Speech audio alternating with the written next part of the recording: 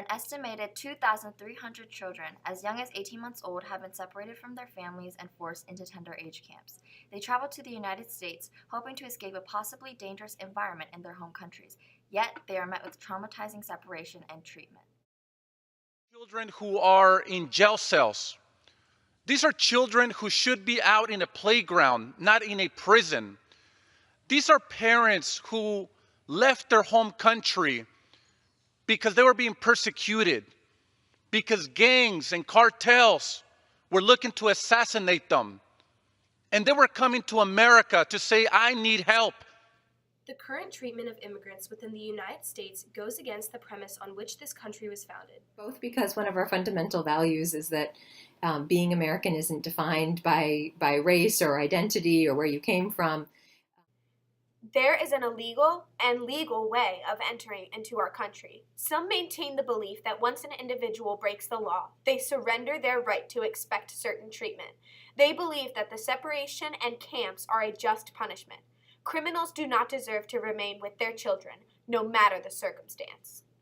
Don't care about the impact of uncontrolled migration on your communities, your schools, your hospitals, your jobs, or your safety. Democrats put illegal immigrants before they put American citizens. What the hell is going on?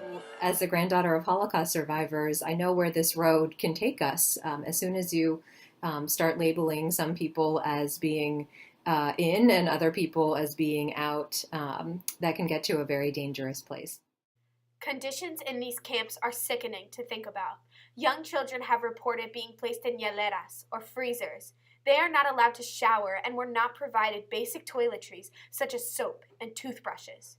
The young women weren't given menstrual supplies such as pads or tampons. One woman described to me who she was pregnant and she was being detained. She described to me that there was like women all over the floor, that like there was people everywhere on the floor. She saw one woman sleeping by the toilet. Like she said, there's just so many people inside of the detention centers. I've heard of people being put in the icebox at the border where these very cold buildings. In 2018, 2 young children migrating from Guatemala died in United States custody. Felipe Gomez Alonso on the left was 8 years old, and Jacqueline Call on the right was only 7. Neither were reported as showing signs of sickness before being taken into custody by border control. The detention of immigrant families is something that predates the Trump administration. However, children being separated from their parents, children, as young as like 9 months being placed in camps, that is something that is new. And the 2 children, that died in U.S. custody, that's something that is unique to the Trump administration. Immigrants may be breaking the law when they attempt to enter the United States, but a child's death cannot be excused. The death of children is not a political game. It is failing to honor the premise of our country that so many have fought and died for. Measures have been passed following these events that require medical screening for those in custody, but these children's deaths cannot be left unaccounted for. If our own president will not take the blame for these tragedies, we will. We must advocate for their voices that were extinguished far too early. So the Democrats want open borders. Let everybody come in. Let everybody pour in. We don't care. Let them come in from the Middle East. Let them come in from all over the place. We don't care.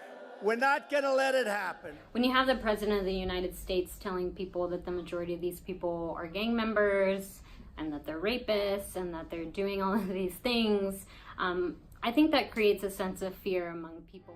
Despite the scare tactics that are being used, there are individuals who are willing to acknowledge this issue and advocate for the immigrants who are being imprisoned.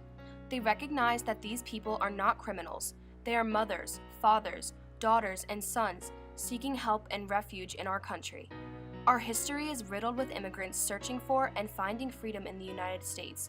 We cannot allow this pinnacle of America to crumble. Not now, not ever. All of you will do everything in your power to create an environment in your classroom, in your community, where your neighbors and peers and classmates also feel really welcome.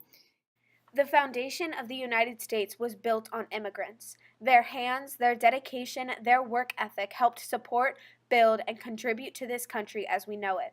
America's widely revered promise of life, liberty, and the pursuit of happiness is being violated.